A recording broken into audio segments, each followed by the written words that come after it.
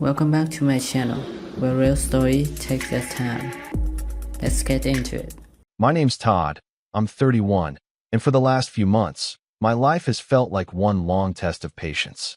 I've always thought of myself as the dependable one in my family, the one who shows up, who helps, who fixes things when they fall apart. My younger brother, Jason, is the opposite. He's 27, impulsive, spoiled, and somehow manages to make everyone else clean up after his messes.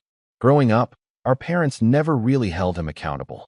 They'd sigh, shrug, and say, "That's just how Jason is," like that excused everything from wrecking mom's car to dropping out of college after 2 semesters because he didn't vibe with it. I used to think I could ignore the unfairness, but lately, it's been impossible. Everything came to a head a few weeks ago when my dad had a heart scare. It was the kind of phone call that hits you in the chest. Mom's voice was trembling, saying something about chest pain and the ambulance on the way. I dropped everything at work and drove 2 hours straight to the hospital. By the time I got there, Dad was already in a hospital bed, pale and exhausted, hooked up to monitors that beeped every few seconds. He tried to joke about it, something about just wanting a vacation, but I could see the fear behind his smile. Over the next few days, the hospital bills started stacking up. The insurance only covered part of it, and there were still thousands left unpaid. My parents were panicking quietly, doing their best to pretend it wasn't as bad as it looked. But I knew the truth. They didn't have savings. They'd been living paycheck to paycheck for years, still paying off debts from Jason's failed business ventures that Dad had co-signed for. I didn't even hesitate. I transferred money from my emergency fund, savings I'd been building for years, just in case life fell apart. It was meant for security, for the future. But how could I watch my dad struggle to breathe while worrying about money? I told myself it was the right thing to do. That family came first. When I handed Mom the check, she cried. Dad kept saying he'd pay me back, but I told him not to worry about it. Jason wasn't around during any of this. He texted once, a short, "Hope he's okay," and then nothing. He didn't visit, didn't offer to help, didn't ask how things were going. I tried not to be bitter about it. I told myself maybe he was just overwhelmed or didn't know how to handle serious stuff like this. But deep down, I knew better. Jason only showed up when there was something in it for him. Dad came home from the hospital about a week later. I stopped by after work to help set up a recliner in the living room so he could rest comfortably. He looked better, but tired. I felt relieved knowing he was going to be okay. I stayed for dinner that night, just the 4 of us. Mom made her usual meatloaf, and for a brief moment, it almost felt normal again. We talked, laughed a little, and for the first time in weeks, I let myself relax. Then Jason walked in. He hadn't been home for days, and of course, he made a big entrance, loud, smiling, carrying shopping bags. He hugged Mom, fist-bumped Dad, then dropped onto the couch like he owned the place. That's when I noticed it, a sleek, glossy designer handbag sitting on the table next to him. Except it wasn't for Mom. Jason had it slung over his shoulder like it was the most normal thing in the world. At first, I thought it had to be fake. No way could my brother afford something like that. But then I recognized the brand logo, one of those luxury names I'd only ever seen in magazines. "Nice bag," I said, trying to sound casual. "Where'd you get it?" Jason grinned. "Oh, this? Dad took care of it." I laughed, thinking he was joking. "What do you mean, Dad took care of it?" Jason leaned back, twirling the strap around his finger. "He paid for it. Said I deserved a little reward after everything lately." For a second, I just stared at him, waiting for the punchline. Then I turned to Dad.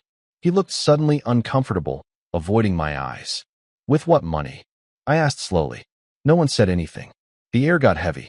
Jason shifted in his seat, still smiling, but his eyes flicked toward Dad and then away. My stomach tightened. "You didn't," I said, my voice low. "Please tell me you didn't use the hospital money." Mom's face went pale. Dad started to speak, then stopped. "Todd, it's not what you think," he finally said. "Jason needed a little help. He's been going through a lot lately, and—" "A lot?" I interrupted, my hands trembling. "He's been sitting around while I drained my savings to make sure you could get treatment, and you're buying him designer bags?" Jason rolled his eyes. "Relax, man. It's not that deep. Dad said he'd pay you back anyway." That was the moment something inside me snapped. Not anger, exactly, but a cold kind of disbelief. For years, I'd watched them bail Jason out, excuse him, and put his comfort over their own stability. But this crossed a line I didn't even know existed. I couldn't believe it. My emergency fund, gone. Not for rent, not for groceries, not even for my dad's medicine, but for Jason's luxury impulse. Dinner ended awkwardly. Mom tried to smooth things over with forced conversation, but the tension was thick. When I left that night, I didn't hug anyone. I just said goodnight and walked out. The drive home felt longer than usual. My hand stayed clenched on the steering wheel the whole time, my mind replaying Jason's smug face and Dad's silence. I didn't sleep that night.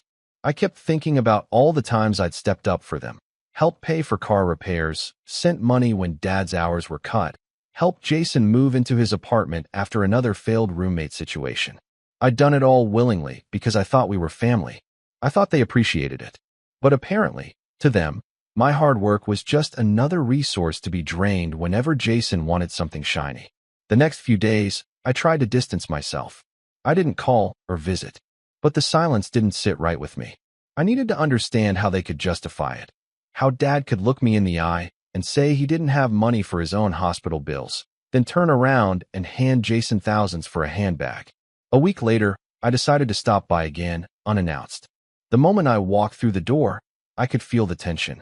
Mom looked startled to see me, and Jason was sprawled across the couch, watching something on Dad's iPad. Dad was in his recliner, pretending to read the paper. "Hey," I said evenly, closing the door behind me. "We need to talk." Mom exchanged a look with Dad. "Todd, can this wait? Your father's resting." "No," I said quietly. "It can't." Jason groaned dramatically. "Here we go again. You're seriously still mad about that? It's been a week." I turned to him. "I want to hear it from Dad. Did you use the hospital fund for his bag?" Dad sighed, folding the newspaper. "Todd, you don't understand. Jason's been struggling with his mental health lately. I thought doing something nice for him might." "Something nice?" I interrupted. "That wasn't your money, Dad. It was mine. Money I worked for. You let me think you couldn't afford treatment while you were spoiling Jason." "Again," Jason muttered. "You act like it's the end of the world. You make good money. You'll be fine." That line right there, something about the casual arrogance in his voice, set my teeth on edge. He didn't even try to hide how entitled he was. I realized then that Jason genuinely believed he deserved special treatment, that everyone else was there to make his life easier. And my parents? They'd fed that belief his entire life. For the first time, I didn't feel guilty for being angry. I felt awake. I didn't raise my voice. I didn't yell or curse. I just looked at each of them, my parents, my brother, and said, "I think I finally get it now." Jason frowned. "Get what?" But I didn't answer. I just smiled a little, picked up my coat, and walked out. Because the truth was, I did get it. I finally understood exactly how my family operated, and I wasn't going to play my old role anymore. That night, I sat at my kitchen table, staring at my empty savings account and the silence of my phone, and I started to make a plan. After that night, something in me shifted. I stopped calling, stopped checking in, and for once, no one seemed to care. That silence told me everything I needed to know. I wasn't family to them. I was a utility. A dependable, guilt-prone ATM with a pulse. At first, I thought keeping my distance would make things easier. But the truth is, walking away from a family dynamic that toxic doesn't happen overnight. Every time my phone buzzed, I felt a flicker of hope that maybe Dad wanted to apologize or Mom wanted to talk things through. Instead, I'd open my messages and find things like, "Todd, can you help Jason with his rent? He's behind again." Or, "Todd, Dad's birthday is coming up. Could you pick up the gift? You're better at that stuff." They never mentioned the handbag. Never once brought up the money I drained from my emergency fund to keep Dad alive. It was like it never happened. A couple of weeks passed before I saw them again. Mom called one Saturday morning and asked if I could stop by for lunch. Her tone was overly cheerful, the kind she used when she was hiding something. Against my better judgment, I said yes. When I pulled into the driveway, I noticed a shiny new car parked in front of the house. It wasn't fancy, but it was clearly new. The kind of car Jason had always talked about getting when he made it. I went inside, and sure enough, there he was in the living room, grinning like a kid on Christmas morning. "Check it out," he said, tossing me the keys like we were best buddies. "My new ride." I caught the keys automatically, staring at them. New ride? With what money? Jason shrugged. Dad co-signed. Said it's time I had something reliable. I turned to Dad, who was pretending to be absorbed in his coffee. You're kidding, I said quietly. You just got out of the hospital, and you co-signed for another one of Jason's purchases? Did we forget what happened last time? Dad sighed. Todd, please. Jason needs transportation for job interviews. You know how hard it is out there. Job interviews. I said. He's been unemployed for over a year. You really think a new car is going to fix that? Jason snatched the keys from my hand. Don't be jealous, man. You've got your own car, your own apartment.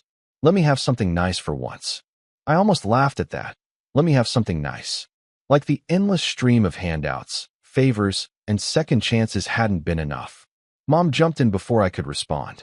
Let's not fight today, please. We're having roast beef. I even made your favorite mashed potatoes. That was her move, distraction through comfort food. And as much as I wanted to leave right then, I stayed. Not for the food, but because I needed to see how deep this hole went. Lunch was tense. Jason dominated the conversation, bragging about his new car and a business opportunity his friend had pitched him. Something about reselling luxury sneakers. He talked big, throwing around words like capital and returns, but it was obvious he had no idea what he was doing. At one point, he leaned back and said, Actually, I was going to ask if you wanted in, Todd. It's a small investment up front, like $5,000, but we could double it easy. I stared at him. $5,000. You realize I just emptied my savings paying for Dad's hospital bills, right? He grinned. Yeah, but you're good with money. You'll make it back. This is an opportunity. That was when I saw it. The tiny smirk he tried to hide. The same one he'd worn the night of the handbag. It wasn't carelessness. It was satisfaction. He enjoyed watching me sacrifice while he coasted. I put down my fork. You know what, Jason? No, I'm done. The table went quiet. Mom looked between us, her eyes wide. Todd. No, Mom, I said firmly. I've spent years cleaning up his messes, covering rent, paying off credit cards, pretending everything's fine while he takes and takes. And you two let him. Every time. Jason rolled his eyes. You're so dramatic. Nobody asked you to help. You did that on your own. That's the point, I said, standing up. You didn't have to ask. You just expected it. And I was stupid enough to keep saying yes. I left before they could respond. The sound of my chair scraping the floor still rings in my memory. That night, I got a text from Mom. You hurt your father's feelings today. He was only trying to help your brother. I didn't reply. I couldn't. There were no words left that would make them understand. Weeks passed after that, and I kept my distance again. I threw myself into work, stayed late, ignored every call that came from their house. But the universe has a way of dragging you back into the mess you're trying to escape. It started with a phone call from Dad's number. I let it go to voicemail, but curiosity got the better of me. When I listened, it wasn't Dad's voice. It was Mom's, shaky and upset. Todd, honey, please call me back. There's been a problem with the car loan. They said something about missed payments and repossession. Your father's blood pressure's been high again. Just call us, please. I didn't call back. Not immediately. I sat there, staring at my phone, realizing that once again, Jason's mess was somehow becoming my responsibility. 2 days later, Dad called again. This time, I answered. Todd, he said, sounding tired, the bank called. They said you might be able to help us get an extension on the payments. Maybe co-sign, just temporarily. I couldn't even form words at first. You want me to what? It's just until Jason gets back on his feet, he said. He had some issues with the job he started, and he had a job? I cut in. There was silence on the other end. Dad, I said, voice trembling. You're risking your credit, your health, everything for him. Again. And you're asking me to get involved after what happened? He sighed heavily. You wouldn't understand, Todd. You don't have kids. That sentence. Those 4 words hit harder than anything else he could have said. You don't have kids. As if my refusal to enable Jason's behavior was a lack of empathy, not self-respect. I hung up without saying goodbye. Over the next week, I started noticing strange charges on my credit card. At first, small things, online subscriptions, random deliveries, one Uber receipt from across town. Then it escalated. A $300 electronics store charge. A luxury cologne purchase. I called the bank immediately. They confirmed the card had been used several times with a device matching Jason's location. My stomach dropped. It wasn't the money that broke me. It was the betrayal. Jason had my card information saved from when I helped him pay a bill months ago. I had forgotten to remove it. And now, he was using it like his own wallet. I called him right away. He answered on the third ring, voice lazy and smug. "Hey, big bro. What's up?" "Don't play dumb," I said. "You've been using my card." He paused for a split second, then laughed. "Oh, that. Chill out, man. I was going to pay you back. I just needed to grab a few things." "Few things? You spent almost $1,000 in 3 days. It's not that much. Relax. You make more than enough." "Jason, this is theft." He scoffed. "Wow. Theft? From family? You're unbelievable." That's when I heard another voice in the background, Dad's. "Is that Todd? Tell him to calm down." I froze. "Dad's there?" Jason smirked through the phone. "Yeah, he knows. He said you wouldn't mind, since it's just temporary." Something inside me went cold. My own father knew and approved. I hung up before I said something I couldn't take back. I sat there for a long time, phone still in my hand, staring at nothing.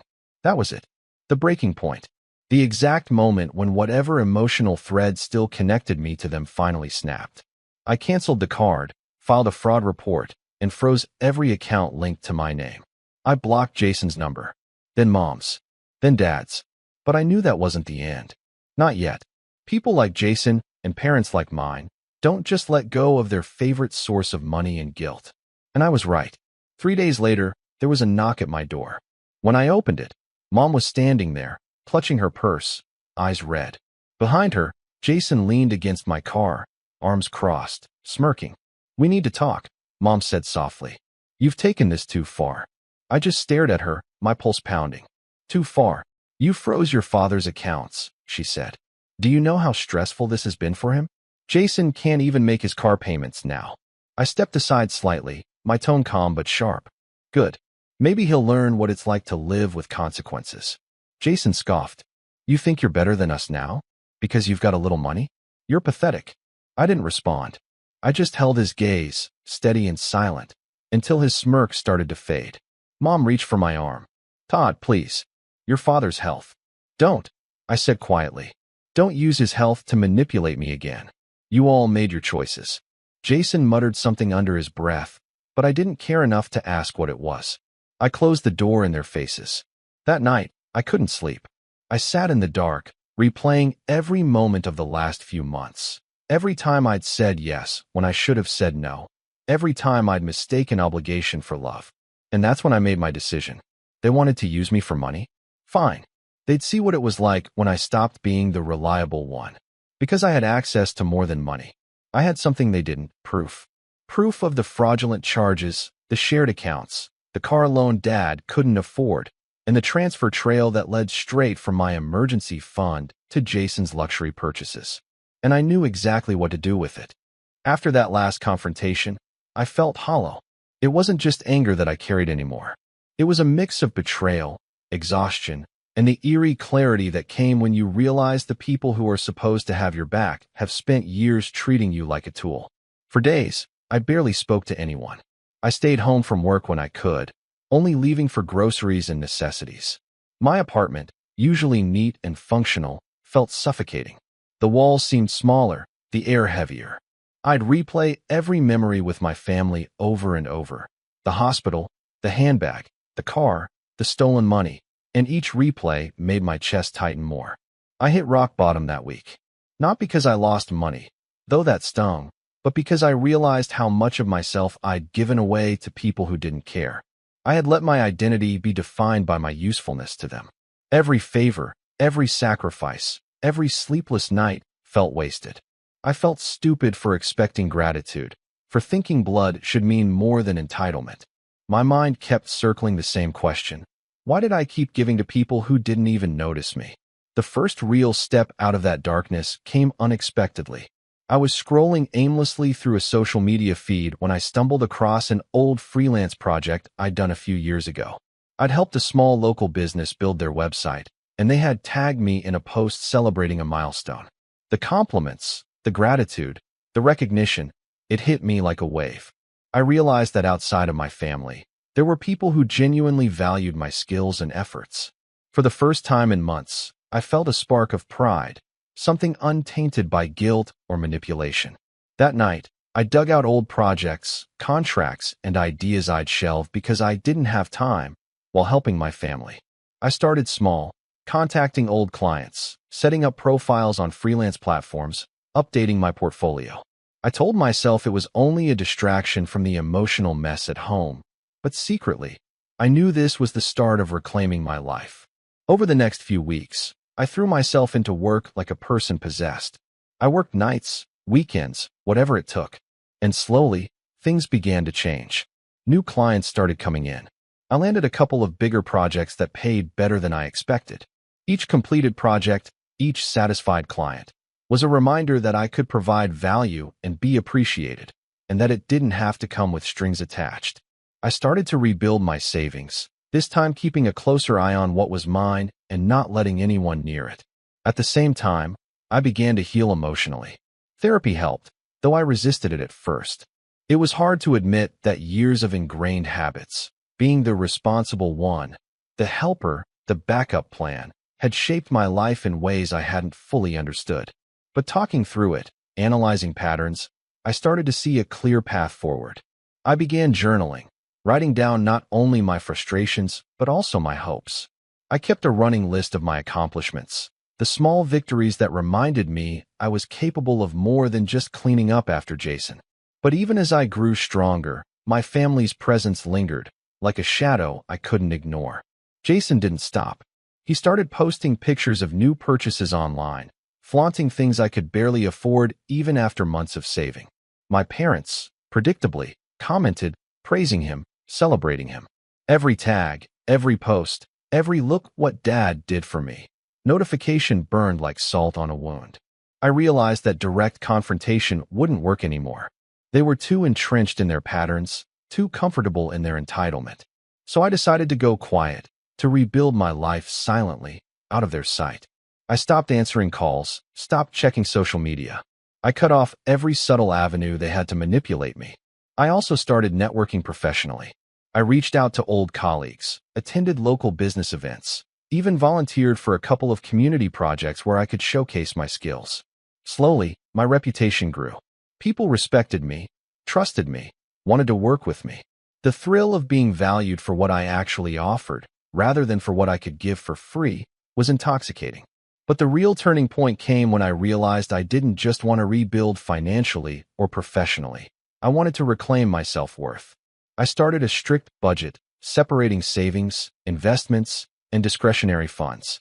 I planned trips I'd postponed for years, bought myself small things that mattered to me, not to flaunt, but to remind myself that my happiness was valid and earned. Each small act was a declaration: I matter. I'm not just a backup plan. Months passed, and the quiet rebuild began to show results. My freelance work had become steady, almost predictable. My savings had grown beyond what I'd thought possible. I started dreaming bigger. Ideas I'd shelved years ago, ideas I had dismissed because family emergencies kept cropping up. I even found myself smiling at the thought of Jason seeing me succeed, though I quickly squashed the feeling. This wasn't about revenge. Not yet. This was about being untouchable. Even as I regained strength, the sting of betrayal lingered. One evening, I got a message from Jason on an old platform I'd left active. "Hey Todd, I know we haven't talked. Can we meet? Family stuff is rough. Dad's not doing well again." I stared at the message, phone in hand, heart racing. My first instinct was to ignore it, but curiosity gnawed at me. He was back in his familiar pattern, testing boundaries, seeing if I'd fall for it again. I knew that responding could either put me back in their trap or let me gather more information for what I was planning. I didn't respond that night. I thought about it for hours, weighing my emotions, my safety, and the possibility that they could manipulate me one more time. And then I realized something important. I wasn't the same Todd who had emptied his emergency fund for them. I had rebuilt myself, piece by piece, stronger than before. They wouldn't find me easy to push around this time. That realization sparked a new energy inside me. I wasn't just surviving anymore. I was preparing. Every financial decision, every professional contact, every quiet moment of self-improvement was a building block towards something bigger. Something that didn't involve begging for respect or recognition from people who had never truly respected me. I started documenting everything. Not just the stolen funds and co-signed loans, but also every manipulative message, every attempt to guilt me, every time Jason flaunted what he hadn't earned. I wasn't sure exactly what I'd do with it yet, but I knew that knowledge was power. And in a family like mine, power was the only way to level the playing field. I also began reaching out to friends and former colleagues I had lost touch with. People who had seen my value before, people who genuinely wanted to support me. Networking, reconnecting, building alliances, all of it felt like preparing an army. I didn't just want to survive anymore. I wanted them to see what they'd lost, to finally recognize that I was not someone to be taken for granted. In the evenings, I sat with a notebook, writing down scenarios, mapping out moves. I plotted quietly, taking notes on everything from Jason's spending habits to Dad's hesitations. I studied patterns, motivations, weaknesses. I wasn't angry in the explosive sense anymore. I was calm, calculated, and patient. And slowly, the anger that had burned so hot in me began to transform. It became a fuel, a quiet drive that pushed me forward instead of holding me back. Every small success, every dollar saved, every project completed, every professional connection made, reinforced the idea that I had value independent of their whims. By the end of that year, my life looked completely different. I had rebuilt my finances, my confidence, and my professional reputation. I had emerged from the emotional wreckage not just intact, but stronger than I'd ever been. I still felt the sting of betrayal, the ache of knowing my family had exploited me, but it no longer controlled me. It had shaped me, yes, but in a way that fueled my rise rather than kept me down. I was no longer just the reliable Todd who cleaned up after Jason.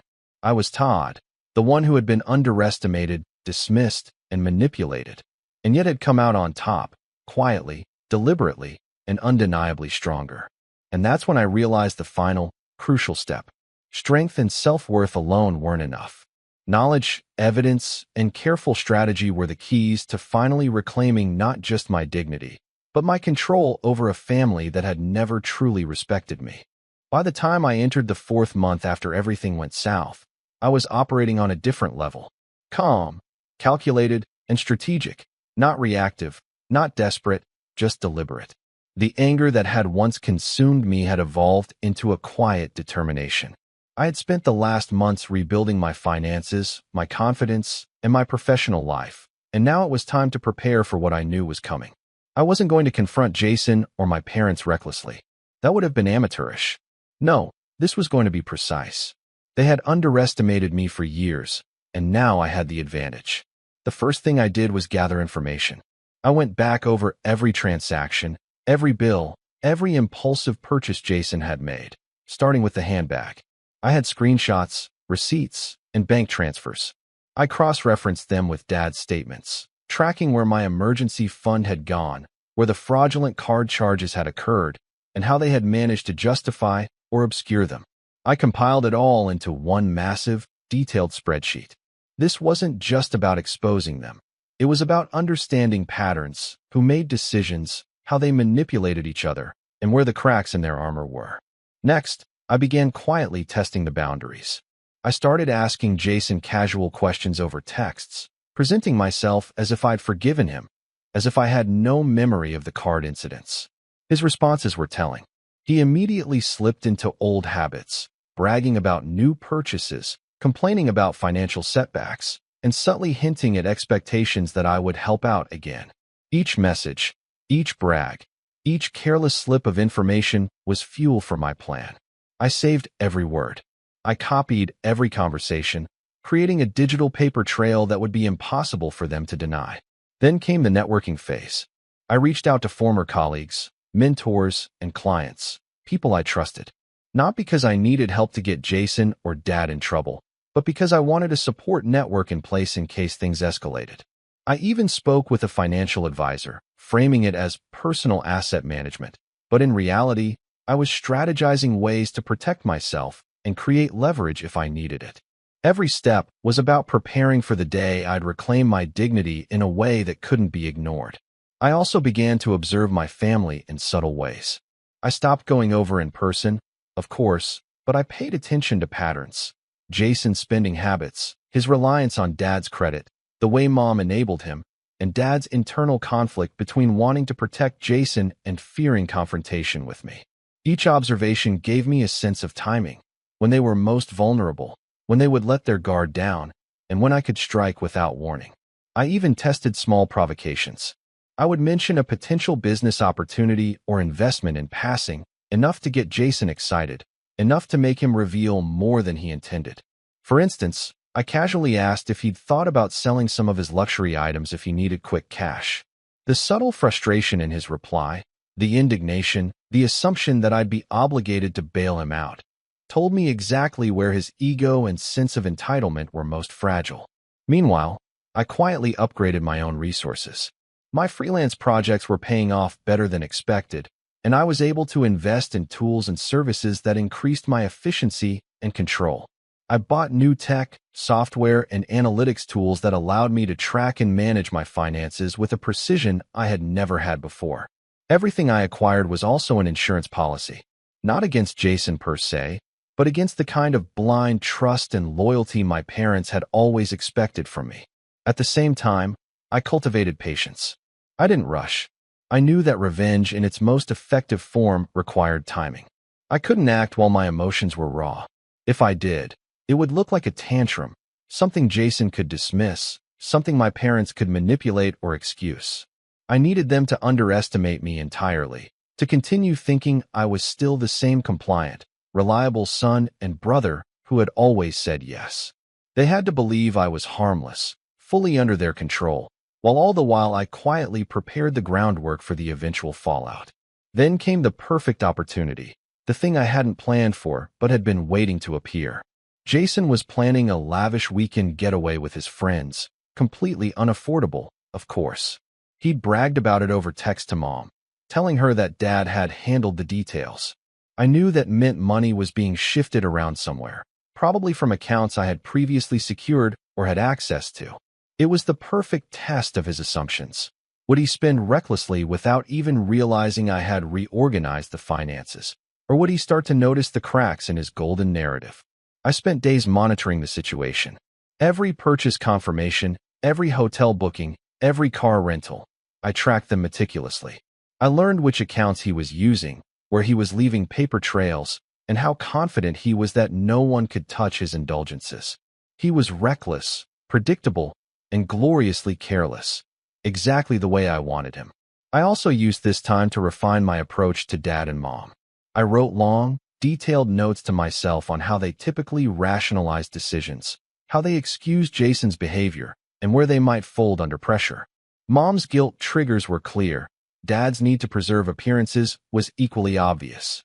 I needed them both to cooperate in their own undoing, and for that, they couldn't see it coming. Simultaneously, I began to work on a personal front. I joined a local professional group, a circle of small business owners, freelancers, and consultants, and started attending weekly meetings. It wasn't just networking, it was psychological preparation. Being around successful, competent, and ambitious people reminded me of my own potential. I realized that the power I needed to exact my revenge wasn't just evidence or leverage, but confidence, influence, and a sense of control over my own life. And I was reclaiming all three, quietly but deliberately. Every day, I would rehearse scenarios in my head. If Jason flaunted a new purchase, what would I say? If Dad tried to guilt me into co-signing again, how would I respond? How could I use their own words and actions against them? It was like a chess game, and I was mapping every move, anticipating every counter, calculating outcomes with precision. The longer I waited, the more information I gathered, the more certain I became that when the time came, it would be devastatingly effective, not chaotic, not vengeful in an emotional sense, but surgical and undeniable. And there was another element I hadn't counted on initially: allies. I had started sharing small portions of my story with trusted friends, framing it as family dynamics gone wrong, and asking for advice. Each one, without fail, reinforced what I already knew: that Jason's behavior was unacceptable, my parents' favoritism was toxic, and that I had every right to protect myself and even seek restitution. These people became my sounding board, helping me test strategies and refine my approach, all while maintaining the secret that this was deeply personal. Finally, I took one more critical step: isolation. I deleted social media accounts that allowed Jason or my parents to keep tabs on me. I stopped visiting local hangouts they might frequent. I wanted no chance of them sensing that anything had changed. They had to believe I was still the same predictable, compliant Todd they had always taken for granted. Only then would my moves have the maximum impact. The night before Jason's trip, I stayed up late, reviewing every detail one last time. All accounts were secure, all evidence backed up, and every potential ally briefed on my general strategy, enough to act if needed, but without revealing the full scope. I pored over the spreadsheet of transactions, highlighting every purchase, every overdraft, every unapproved withdrawal. This wasn't about revenge for revenge's sake anymore. It was about justice, about reclaiming power that had been systematically stripped from me for decades. As I finally leaned back in my chair, I allowed myself a small, satisfied smile. Everything was in place. The foundation was set. I had rebuilt myself, acquired the resources and knowledge I needed, and identified exactly how my family's greed and entitlement could be exposed. Tomorrow, Jason and I would be operating in the same space, the first time in months, but on completely different terms. He would assume I was still the same Todd, the dependable brother who could be counted on to fix his problems. Little did he know, I was no longer that Todd. And Dad and Mom, they were about to learn that favoritism and manipulation come with consequences, consequences that could not be smoothed over with apologies, explanations, or excuses.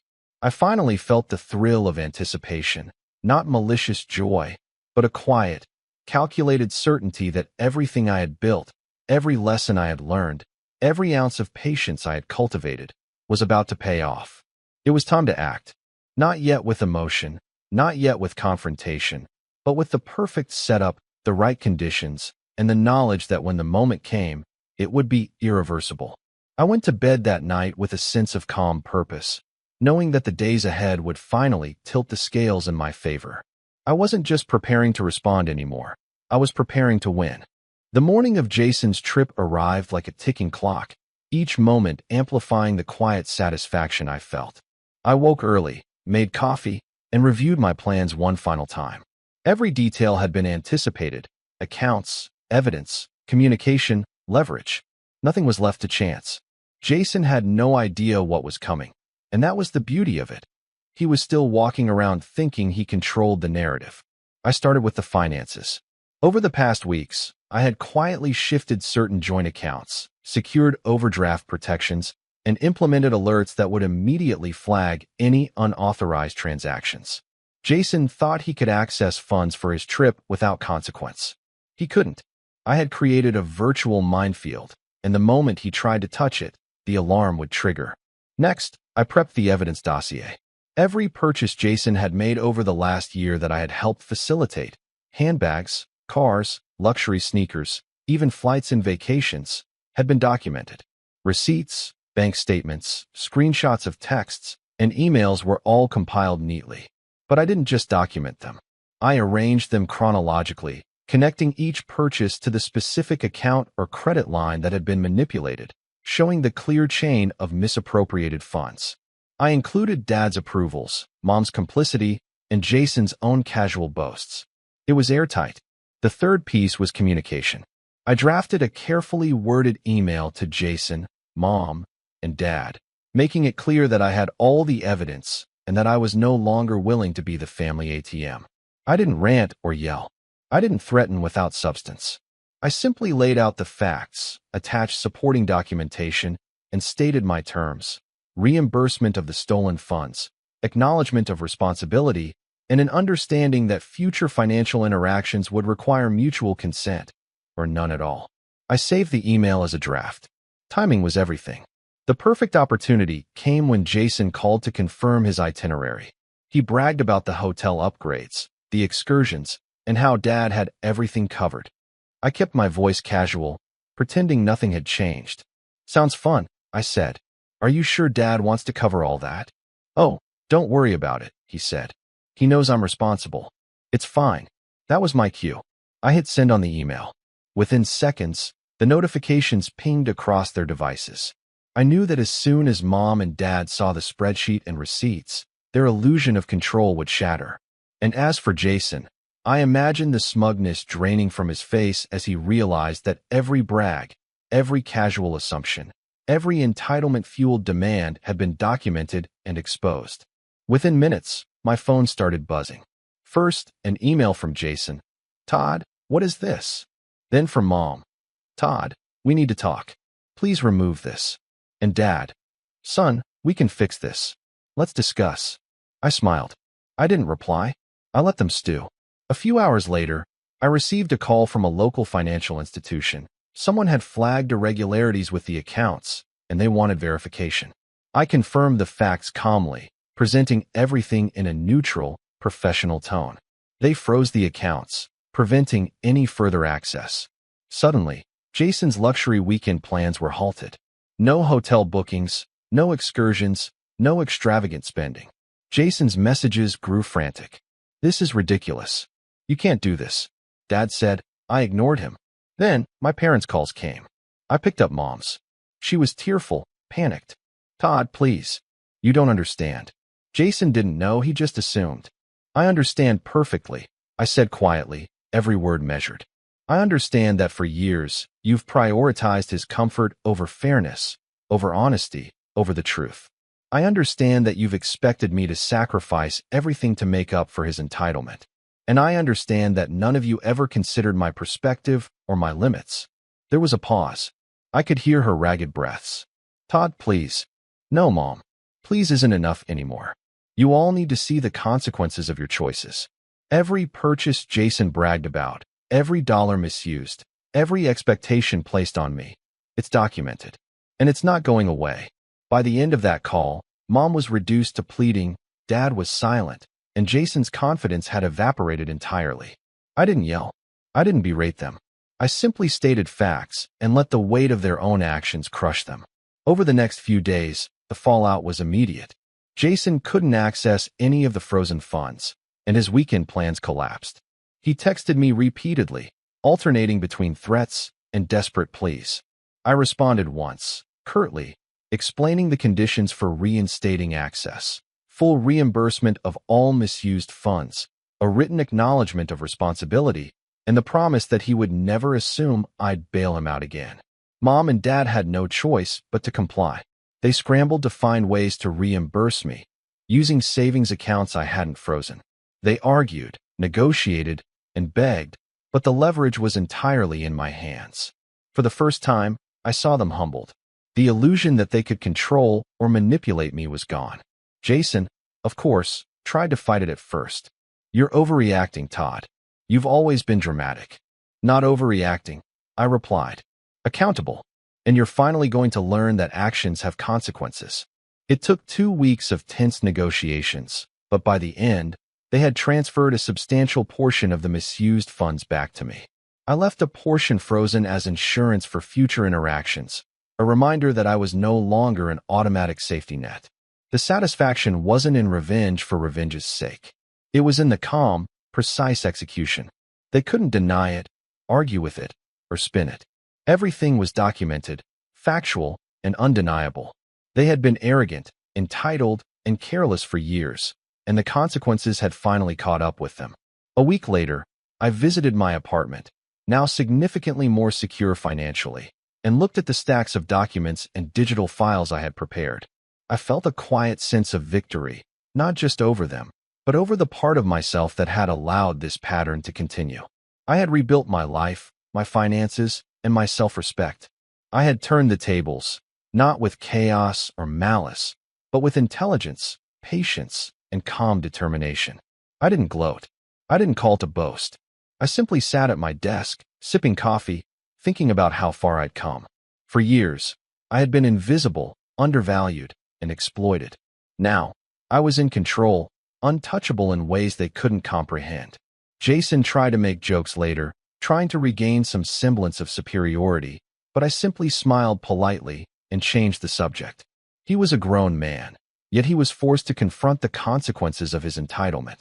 Mom and Dad had to face the reality that their favoritism had cost them credibility, respect, and, most importantly, my trust.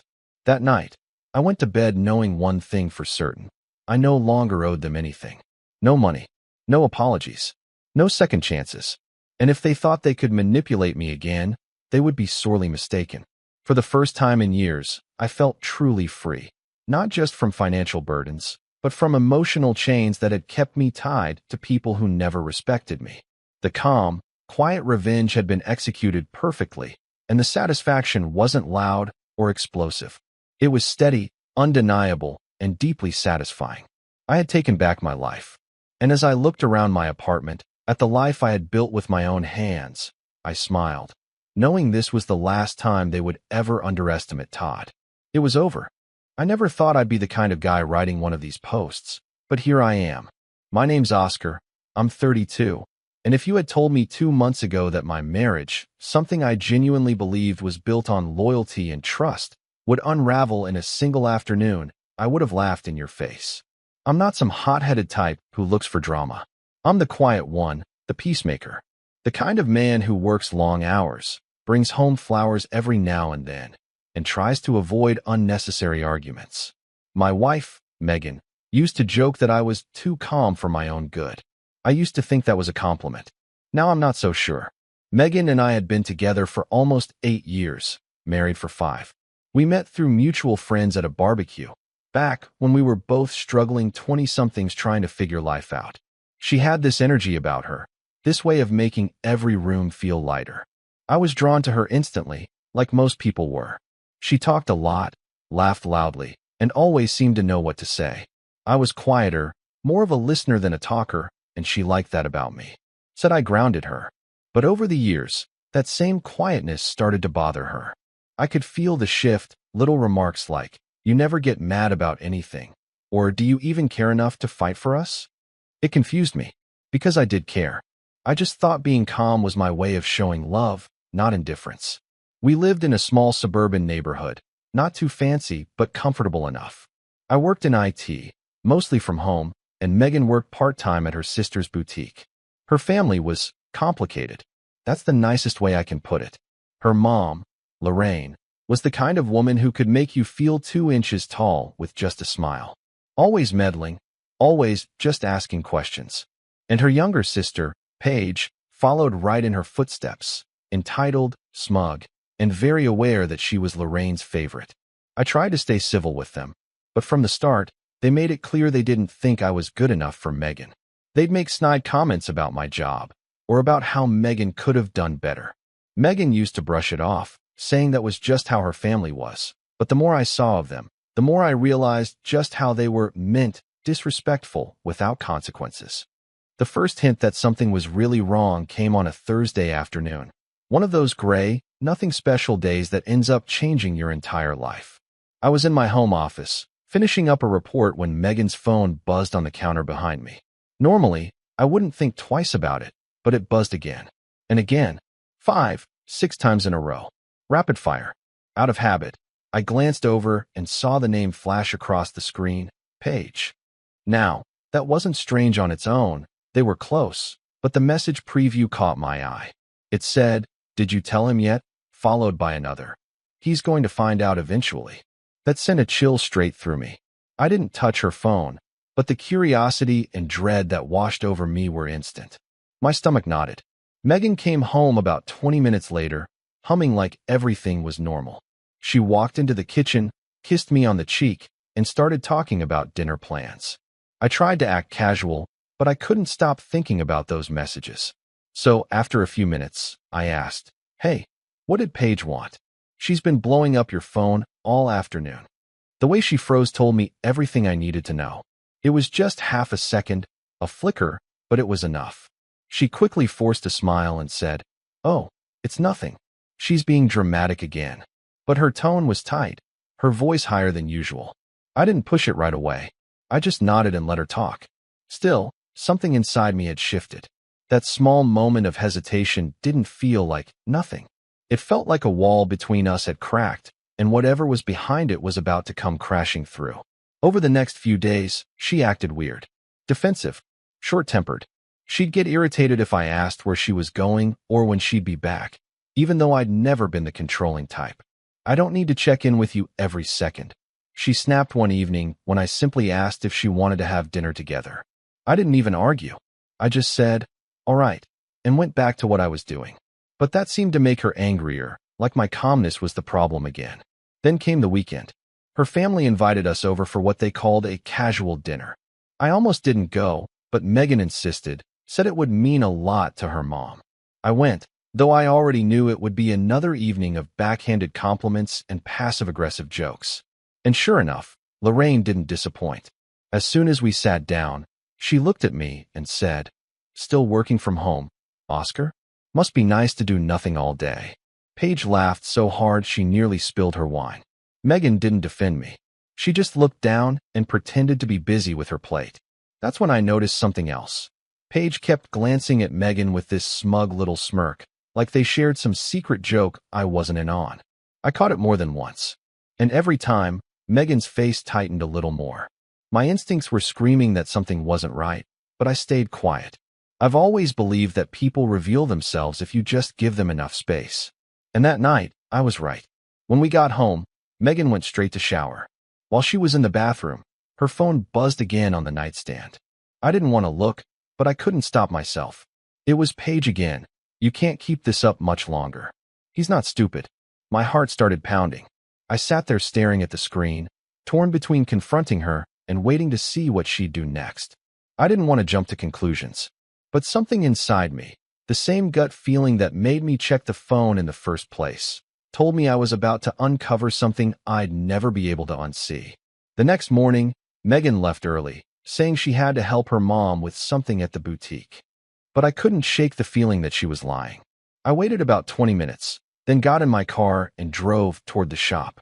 I parked across the street, just far enough to see without being noticed. After about 10 minutes, I saw her car pull in, but she didn't go inside.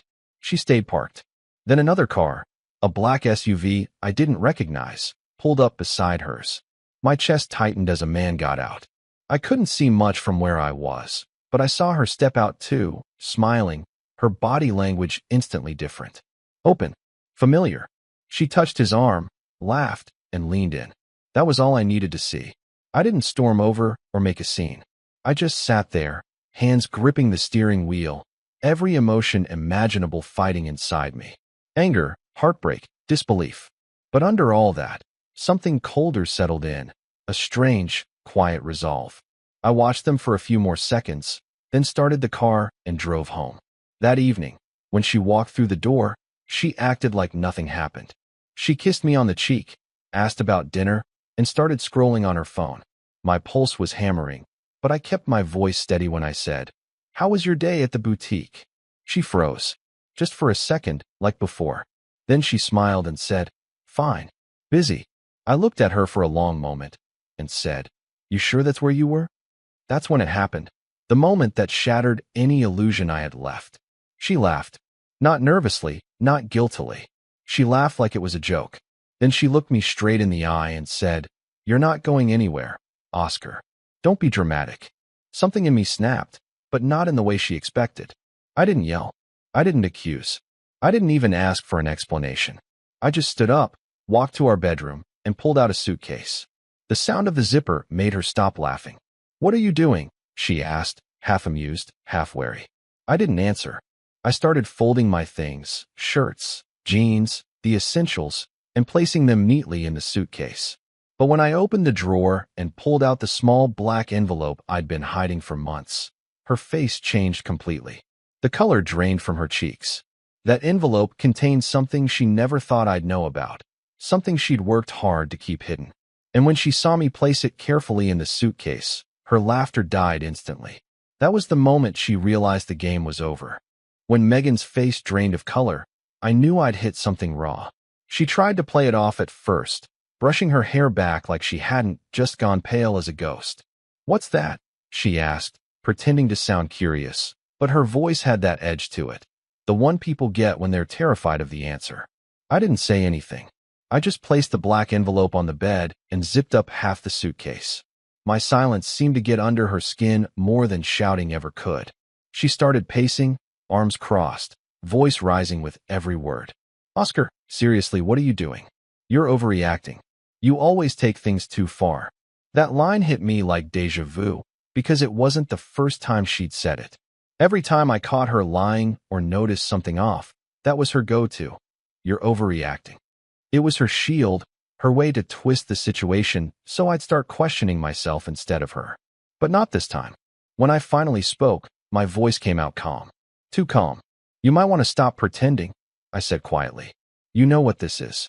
Her eyes flicked toward the envelope again, and I could see her thinking, calculating, trying to figure out how much I actually knew. Oscar, she said, her tone softening in that fake, manipulative way she always used when she wanted control back. I don't know what you think you found, but you're making a mistake. Please, let's talk about this. I picked up the envelope, tapped it against my hand once, and said, talk about what? The secret account? Or the man you were with today? Her mask cracked, just for a heartbeat. Then, unbelievably, she tried to laugh again. Are you serious? You followed me. That's insane, Oscar. I was meeting a supplier for the boutique. I tilted my head. He looked like a supplier. Her eyes darted away. She was trapped, and she knew it. The silence between us stretched long enough that I could hear the ticking clock in the hallway. Finally, she sat down on the edge of the bed and muttered, You weren't supposed to find out like this. There it was. The truth, quiet, reluctant, and ugly. She didn't cry. She didn't apologize. Instead, she started explaining like it was some sort of business transaction, like I was just another item on a list she had to deal with. She told me she'd met him, Ethan, apparently, months ago. He was a client at the boutique who understood her and listened when I didn't. I stood there, expressionless, letting her talk. Every word out of her mouth felt like a knife, but I didn't stop her. I wanted to hear it all. When she finally ran out of excuses, I asked one question. Was this your plan? To use my money to fund your new life with him? That's when she snapped, her calm mask shattering completely. My money too, Oscar. You act like you're the only one who's worked for anything in this marriage. I've supported you for years. I blinked at her. You mean emotionally? Because financially. I gestured to the envelope. This proves otherwise. Her expression turned venomous. You had no right to go through my things. That almost made me laugh. She'd just admitted to an affair and financial deceit, and her biggest concern was that I'd invaded her privacy. That told me everything I needed to know about what she really valued. I didn't respond. I simply walked out of the room, needing air, needing space. But as I stepped into the hallway, I caught a glimpse of the wedding photo hanging near the door, the one where she was smiling so brightly I thought it could light up the world. Looking at it now, all I could see was the manipulation behind that smile, the ease with which she'd convinced me everything was fine. I spent that night at a motel. I didn't text or call. She didn't either. I think we both knew what that silence meant. But the next morning, when I drove back to grab a few more things, her car wasn't in the driveway. The house was quiet. Too quiet. When I walked inside, I noticed something right away. The envelope was gone. That black envelope had contained all the evidence. Bank statements, messages, copies of transfers she made from our joint account to one with her name only. I had discovered it weeks ago while organizing our tax records, but I hadn't confronted her then. I wanted to see if she'd come clean. Now, she had not only confirmed everything, but also taken the proof. For the first time in years, I felt genuine anger rise in my chest. Not the kind that makes you yell, but the kind that burns slow and steady, like a fuse. I knew what she was doing. She thought she could erase it all, gaslight me into submission again.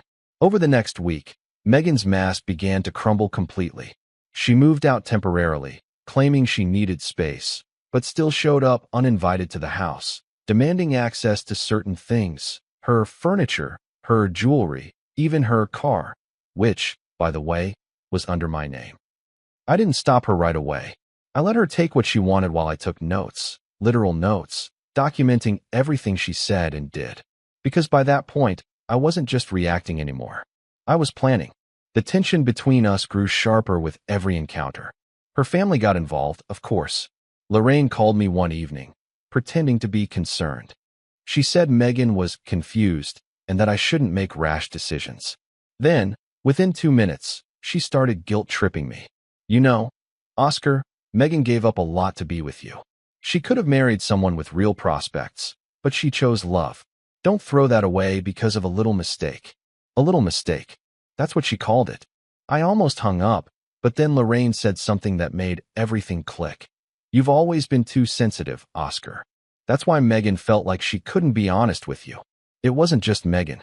Her entire family had this twisted way of flipping reality to protect themselves.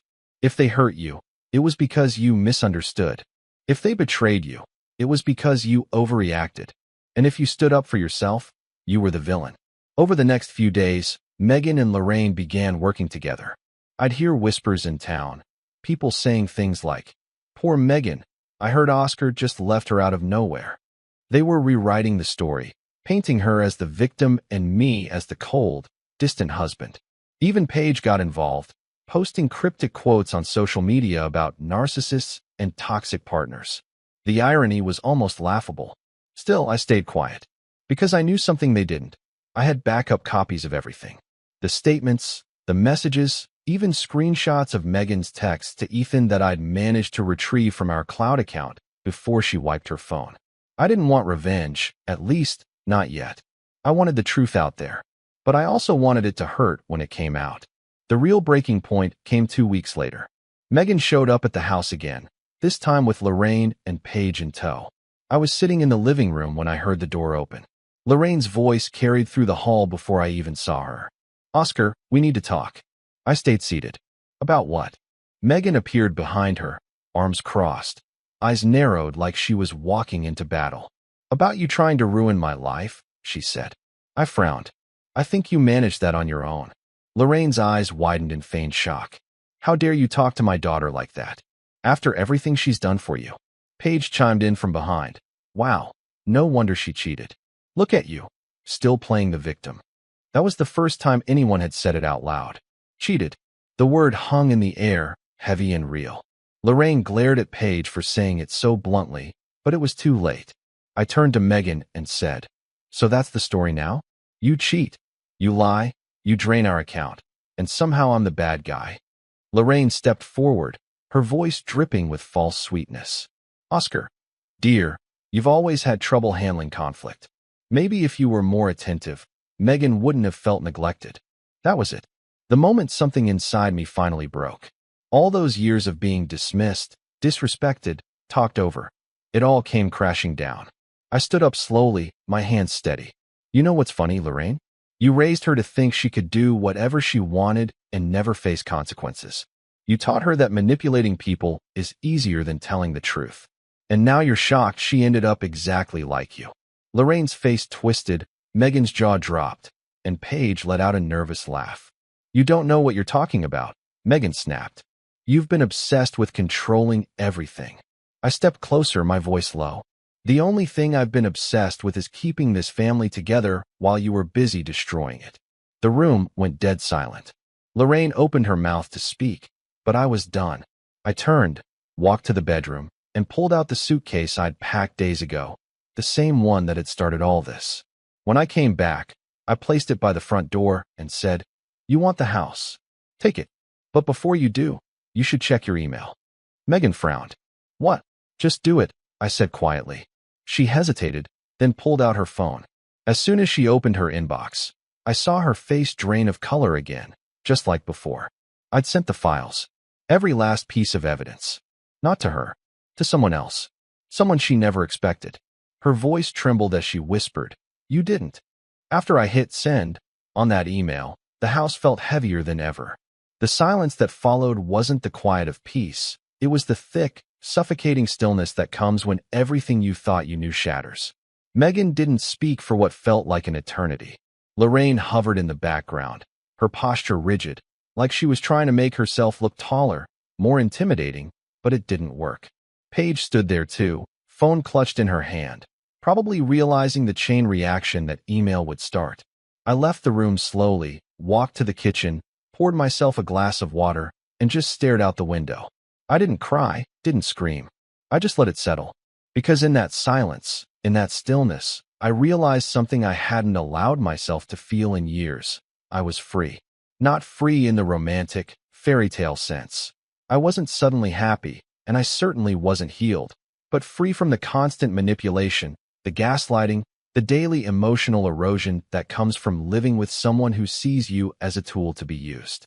That night, I didn't sleep well, but I didn't leave either. I stayed on the couch, replaying everything in my head, making lists, strategizing. Megan had always tried to control the narrative, and now it was my turn. I started thinking about the life I wanted, not the one she had tried to trap me in, the one her family had tried to dictate, but the one I actually wanted. It wasn't going to be easy. Nothing ever worth doing is. But I felt, for the first time in years, that I could actually do it. Over the next few days, the fallout began. Megan tried calling, texting, showing up at the house again, but I was careful. I didn't respond right away. I let her panic simmer. And it worked. The email I had sent, to a select few people who had influence, who could verify the truth, began to circulate quietly. The people who mattered started to see the real story. Megan's betrayal, the financial deceit, the manipulation. Lorraine tried to call me again, but this time I didn't answer. Paige posted another cryptic quote online, but I simply blocked her. I realized quickly that the only way to regain control of my life was to cut them out, at least temporarily, and focus entirely on myself. The first step was reclaiming my space. I changed the locks, set up new security measures, and began clearing the house of anything that reminded me of her. It wasn't about spite, it was about survival. Each box I packed, each item I donated or sold, felt like a tiny reclaiming of autonomy. I found a kind of strange satisfaction in it, like the physical act of removing her belongings was also removing the emotional weight she had left behind. I also took stock of my finances. Megan had assumed she could manipulate the joint account without consequences, but I was meticulous. I reviewed every transaction, made sure nothing was missing, and began separating my assets so she couldn't touch them again. It was boring, tedious work, but it was empowering. For the first time, I felt competent in the way she had always tried to convince me I wasn't. Around that same time, I leaned heavily on my friends, real friends, not people trying to profit from drama or take sides superficially. They were a lifeline. I don't think I had realized how isolated I'd become during the years of subtle manipulation. Megan and her family had built this small ecosystem around themselves where I was quietly blamed for everything that went wrong. Talking to people who saw me for who I really was, flawed, yes, but honest and capable, was like breathing fresh air for the first time in a long while. Then came the work. My IT job, which I had previously taken for granted, became a sanctuary. I started taking on more challenging projects, ones I'd previously avoided because I didn't feel confident enough or because Megan had subtly undermined my abilities. Now, every task completed, every problem solved, every client compliment I received felt like a personal victory. Slowly, steadily, I rebuilt my self-worth. I began keeping a journal, something I'd neglected for years, and it became a mirror showing me how far I'd come in a matter of weeks. One afternoon, about a month after everything came to light, I got a call from someone I hadn't spoken to in years, an old colleague who had moved into management at a larger tech firm. They'd heard about my expertise and wanted to see if I was interested in a leadership role on a new project. Normally, I might have hesitated, worried about overcommitting or failing. But now, I said yes almost immediately. I realized that I'd spent so much time shrinking myself, bending to the will of someone else, that I had forgotten what it felt like to reach for something bigger. The new role was intense. It demanded long hours, problem-solving under pressure, and constant collaboration with people who didn't know me personally. I thrived. Every successful deployment, every compliment from my team, every solved crisis reminded me that I wasn't defined by Megan or her toxic family. I had skills, judgment, and resilience. I had value. Meanwhile, Megan's world began to unravel quietly but visibly. The email I'd sent had reached a few of her boutique clients and former business contacts. Discreetly, they started asking questions, subtly withdrawing support. The boutique struggled to maintain its image. Lorraine tried to step in, but her interference only highlighted the chaos. Paige, as usual, reacted by posting defensive, inflammatory comments online, but no one took them seriously. Slowly, the web of deceit they had built around themselves began to collapse. Not dramatically, not in a single explosive moment, but quietly, efficiently, in ways they couldn't control. Emotionally, I felt a strange mix of relief and emptiness. I was free from manipulation, yes, but the betrayal cut deep. I had loved someone, trusted someone, and been lied to on multiple levels. It was hard not to dwell on that. Some nights, I'd sit in the quiet of the apartment I'd moved into temporarily, staring at the ceiling, replaying moments in my head, asking myself if I could have seen it sooner, if I could have stopped it. But then I'd remind myself, I couldn't control her choices. I could only control my response. And my response was building a life I actually wanted. I started exercising again, something I'd let slide during the stressful months of tension and gaslighting. I ran in the mornings, lifted weights, and even joined a small boxing class. The physical exertion helped release the anger that otherwise would have festered. I began cooking my own meals, focusing on nutrition rather than convenience. Slowly, I rebuilt not just my life, but my sense of self, my confidence, my independence. Around this time, I also reconnected with old hobbies I'd neglected: photography, reading, even some amateur coding projects that had nothing to do with work. Each project, each photograph, each line of code was a small reminder that my life could be mine, fully and unapologetically. I felt more like myself than I had in years. Then, one evening, about 6 weeks after the initial confrontation, I got an unexpected visitor, one of Megan's former boutique clients. She came to my door, looking nervous but resolute. "Oscar," she said, glancing past me into the apartment, "I think you need to know, she's not who she says she is. I saw some things, and I thought you should know before it's too late." Her words hit me with a mix of vindication and dread. This wasn't the first time someone had come forward quietly, but it felt different hearing it directly. It wasn't about revenge anymore. It was about justice, about righting the imbalance that had existed for too long. I invited her in, and over the next hour, she laid out pieces of the puzzle I hadn't yet seen. Financial mismanagement, lies to clients, manipulations behind the scenes, and subtle coercions that had kept people silent. I listened carefully, taking notes. By the end of the conversation, I realized two things. First, that Megan's deception had been far wider than even I knew. And second, that I now had the power to make real, lasting change, not just for me, but for anyone else caught in her web of manipulation. That night, as I walked home from the coffee shop where we'd met, I felt a strange clarity. I wasn't angry in the frantic, burning way anymore. I was focused, deliberate, steady. Every betrayal, every lie, every slight had been accounted for, mentally filed, and now could be used strategically if necessary. I had no desire for petty revenge. I wanted control, precision, fairness. I wanted Megan and her family to realize, finally, that the man they had tried to break could not be broken. And in that moment, I understood something crucial. True strength isn't loud. It isn't vengeful. It's quiet, relentless, and built from the rubble of everything that tried to destroy you.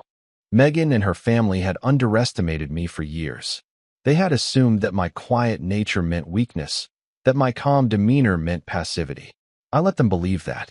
I let them slip, and now, quietly, deliberately, I was setting things into motion that they would never see coming.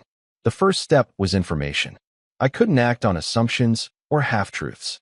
I had already collected evidence about Megan's infidelity, her financial manipulations, and her lies to everyone around her, but I needed more. I began researching everything I could about her boutique operations, the people she interacted with regularly, and even her extended circle of acquaintances. I spoke carefully with people who knew her, people who had been burned or subtly manipulated by her over the years, and I listened. I didn't ask for allegiance yet. I didn't reveal anything about my intentions. I simply gathered, filed, and organized. Knowledge was my currency now. Meanwhile, I upgraded my own position quietly. My new leadership role at the tech firm gave me leverage I hadn't had before.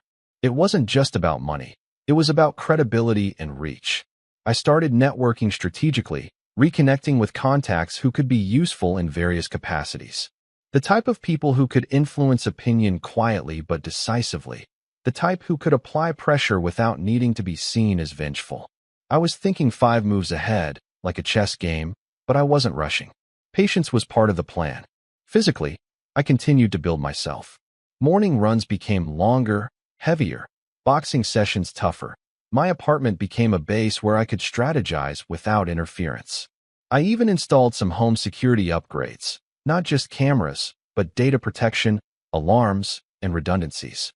I knew Megan could be impulsive and manipulative, but if she ever tried to trespass or access my life again, I wanted her to realize instantly that the game had changed. Every small improvement, physically, mentally, technologically, was a reminder that I wasn't the man who could be cornered anymore. Socially, I moved carefully, reconnecting with friends I had lost touch with over the years, the ones who had always truly seen me. I began planting subtle hints, stories about integrity, honesty, and self-respect in casual conversation, without revealing anything personal. This was groundwork. If I ever needed witnesses, support, or public acknowledgement of my side of the story, I wanted a network ready. And, as expected, over time, people began to notice a difference in me. Stronger, sharper, more focused. The quiet man who everyone assumed would bend and break was no longer quiet in the ways that mattered. The next, and perhaps most delicate, part was psychological. Megan thrived on control. If I reacted emotionally, she won. If I showed fear, guilt, or anger, she won. So I practiced restraint. I rehearsed my responses, imagined scenarios, and anticipated how she might manipulate situations to her advantage. Every encounter, every message, every social interaction became an opportunity to observe, to learn, and to refine my approach. By the time I engaged with her again, I wanted every move to be calculated, precise, unassailable. And then came the surveillance. Not the creepy kind. Nothing illegal. But I wanted eyes on patterns. When she left the house, how often she went to the boutique, who visited her, what messages she sent publicly, what slips she might make in conversation. I didn't stalk. I collected observable, verifiable information. Every slip she made, every lie she told publicly or privately, became a potential tool. By now, the collection of evidence was immense, far more than she could ever imagine, and I organized it carefully. Emails, screenshots, financial records, witness statements. Everything was cataloged in a secure digital vault. One afternoon, I realized I had something far more powerful than revenge: leverage. Megan had assumed I was passive. Lorraine had assumed I could be guilt-tripped. Paige had assumed I lacked cunning. They didn't know the full extent of what I had. And now, with patience and careful planning, I could control the narrative entirely. Not recklessly, but deliberately. Every move I made from this point forward could be calculated for maximum effect. Impact without risk. I began drafting scenarios. How I would respond if she tried to manipulate mutual friends, if she contacted clients, if her boutique began to collapse publicly. I listed every possible outcome, every reaction and counterreaction. I considered what allies I might need. Former colleagues who could confirm her lies about professional incompetence, mutual friends who had witnessed her manipulation firsthand, even former boutique employees who were quietly disgruntled. I started making discreet contact, careful not to reveal my endgame, just building rapport and subtly gauging their willingness to support the truth. The psychological aspect of my plan was crucial. Megan and her family thrived on arrogance. They believed they could control perception. They assumed everyone would believe her first, accept her narrative, and dismiss mine as the bitter, wronged husband speaking. I had learned over the past months that the best revenge isn't loud or impulsive. It's silent, creeping, methodical. It's about setting the stage so the other person dismantles themselves with their own assumptions. And that was exactly what I planned to do. Meanwhile, I kept my own life moving forward. Work continued, new projects arrived, and I performed with precision, gaining recognition quietly. I cultivated a small circle of trusted confidants who knew parts of the truth, but not the full extent, keeping myself insulated. Every interaction became a test. If someone slipped, said too much, or reacted impulsively, I noted it. I was building a map of influence, of connections, of leverage points I could deploy when the time came.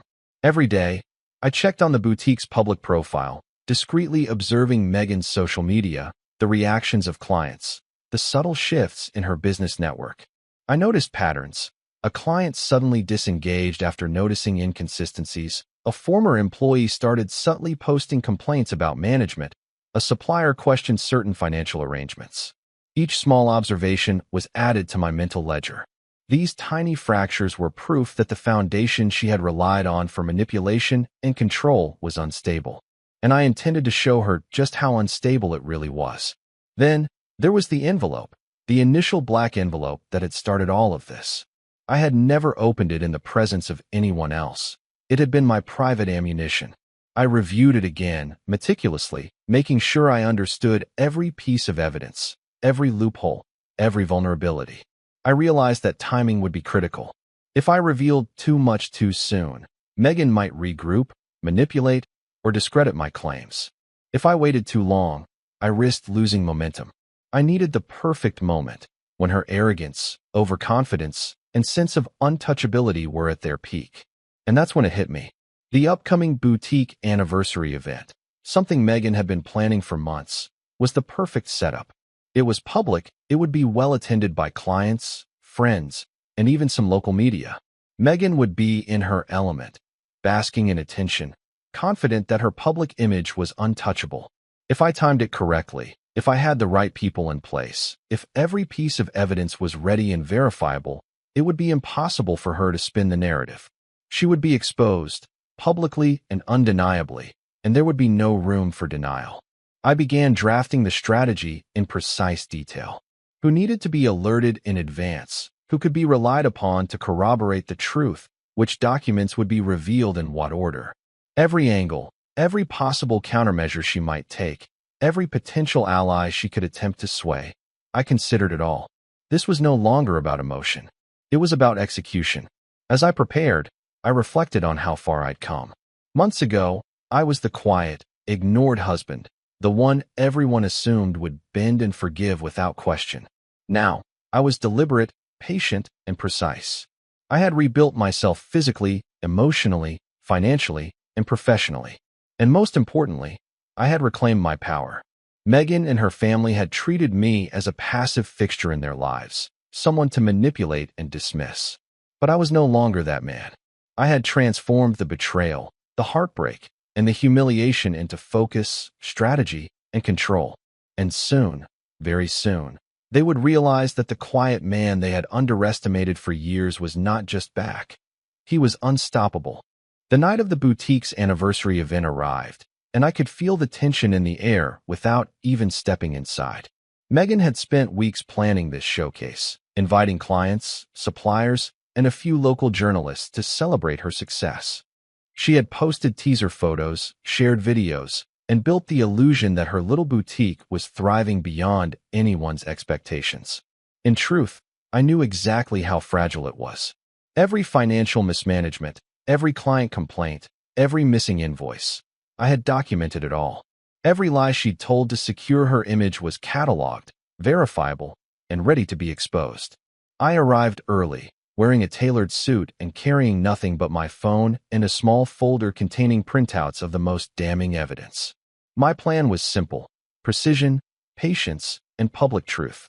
No yelling, no spectacle, just cold, undeniable facts laid bare. I parked a few blocks away and walked in casually, blending in as just another guest. Megan saw me immediately, her face lighting up with that practiced smile, the one she used for cameras and clients alike. But I noticed the subtle tension under her eyes, the flicker of unease that comes from someone sensing that the ground beneath them isn't as stable as they believe. The event was in full swing. Light music, sparkling glasses, conversations buzzing. Megan circulated, shaking hands, laughing at carefully curated jokes, her energy a show of confidence. I let her work, letting the evening unfold naturally, observing, noting. The first step of the plan was social proof. I discreetly connected with a few former boutique employees and key clients I had contacted weeks earlier. They were all in place, quietly prepared to corroborate my claims if the moment came. Everything had to be seamless, believable, and undeniable. As Megan gave her little speech in front of the gathered crowd, I stayed near the back, calm, collected, watching. She boasted about sales numbers, partnerships, and expansions, But her statements were filled with subtle exaggerations. Numbers inflated, timelines falsified. That was my cue. I approached a few journalists in attendance, handing them copies of verified records, the financial statements, emails with clients showing inconsistencies, documented proof of mismanagement, and even screenshots of her lies about personal investments she claimed were hers alone. I didn't say a word about Megan's infidelity. That was for a different layer of exposure. Here, the goal was credibility, the kind that could not be spun or denied. Soon, whispers began to ripple through the room. I noticed clients exchanging confused glances, some excusing themselves from conversations, others discreetly opening the documents I had handed them. Megan, unaware at first, kept smiling, her confidence still intact. But the flickers of unease grew as I watched her face register each subtle reaction, the raised eyebrows, the tightened lips, the momentary pause in her speech. She could feel the tide turning, though she didn't know why yet. Then came the final layer. I pulled out my phone and discreetly connected to a small projector I had set up under the guise of being a live social media display. As Megan continued speaking, I projected a private slideshow to the screen in the corner of the room, visible to those close enough to glance at it. The images were simple: screenshots, financial records, and short captions highlighting contradictions in her statements, evidence of client complaints, and proof of deceit. The room began to murmur loudly. People leaning in, exchanging puzzled looks, flipping through the documents I had distributed. Megan finally noticed and froze, mid-sentence, her smile faltering. What is this?" she stammered, her voice unsteady. I stepped forward calmly, letting my presence be known. "It's the truth, Megan. Not opinions, not rumors. The truth." Her eyes darted from the projector to me, and then to the clients and journalists. The facade crumbled. She tried to recover, to laugh it off, but every attempt to explain was drowned out by the tangible evidence displayed and corroborated by witnesses in the crowd. Lorraine appeared at her side, her face an awkward mask of concern, but even she seemed unsure how to spin the situation now. Paige, standing near the refreshments table, turned pale as she realized this was not going to be a social media battle she could control with a few cryptic posts. I spoke next, slow, deliberate, calm. "You've built a career and a reputation on lies, manipulation, and deceit. Every client here deserves to know the truth. Every employee who left quietly deserves acknowledgement. And everyone in this room should be aware that the success you claim is built on falsehoods and betrayal." A hush fell over the room. Clients whispered among themselves, journalists snapped notes, and Megan could only stare, powerless, as her entire carefully constructed image collapsed in real time. She opened her mouth to speak, but the evidence, visible, verifiable, undeniable, left her mute. Her control evaporated. Then came the final confirmation. One of the former employees I had brought, a young woman who had been mistreated but feared retaliation, stepped forward. Calmly, professionally, she corroborated every point I had raised. "I was asked to manipulate sales numbers," she said. "I was threatened when I questioned procedures. The boutique's reported profits are not accurate. I am here to confirm that what Mr. Oscar has presented is truthful." The room reacted immediately. Clients murmured in shock, some shaking their heads, others moving away. Journalists clicked cameras and scribbled notes rapidly. Megan's face went from pale to red, then white again as the gravity of the exposure set in. She finally turned to Lorraine, searching for rescue, but Lorraine's expression was frozen. This wasn't something she could spin away. Paige tried to intervene, whispering something harshly, but even her words were drowned out by the reactions of those around her. The narrative had flipped entirely. Megan and her family realized that no amount of charm, manipulation, or misdirection could undo the facts now. They had been outmaneuvered calmly, strategically, and flawlessly. I let the moment breathe. I didn't shout, didn't gloat. I simply observed. The clients who had quietly left before returned with questions for me, validation for the information I presented. Journalists approached with interest, some taking statements, others seeking follow-ups. Megan's colleagues whispered among themselves, casting sympathetic glances toward her, but it was too little, too late.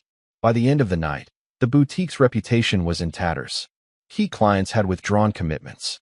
Suppliers were reconsidering contracts. The media coverage would be devastating, but truthful. Megan, Lorraine, and Paige stood in the middle of the room, surrounded, humiliated, and powerless. The entire evening had transformed into an undeniable reckoning, orchestrated not through anger, not through yelling, but through meticulous preparation and evidence-based exposure. After the crowd had thinned, I approached the front entrance. Megan finally found her voice, trembling. "Oscar, you can't just do this. You can't." I cut her off, calmly, without raising my voice. "I didn't do anything. I simply showed the truth. You did this to yourself." Lorraine tried to intervene, but I looked at her and said, "Your lessons, your favoritism, your manipulation, they failed tonight. It's not about revenge anymore. It's about accountability." Paige's face was red with anger, her mouth open, but no words came. I turned, walking out into the cool night, feeling the weight of months of strategy, patience, and self-rebuilding lift slightly. The streets were empty, but inside, I felt a rush, not of vindictive satisfaction, but of liberation. The house I had lost sleep planning for, the months of meticulous preparation, the patience and restraint, it had all culminated in a single night where justice, calm and undeniable, was served. By the time I reached my car, I felt a strange sense of closure. Megan, her mother, and her sister would have to face the fallout of their choices, publicly and privately. They had built their world on deceit and manipulation, but I had taken the tools of evidence, patience, and precision to dismantle it entirely. They were no longer untouchable, no longer capable of controlling perception or punishing me for being honest and steady. I started the car, driving away from the boutique, from the night of reckoning, and from the people who had once made me feel small, powerless, and invisible. For the first time in years, I felt like myself again, truly free, grounded, and capable of building a life without manipulation, without lies, and without fear. And as I drove, I couldn't help but smile faintly to myself, thinking, quietly but firmly, this is what real power looks like. The quiet man who everyone underestimated had won. The truth had spoken, and I was finally, irreversibly, free.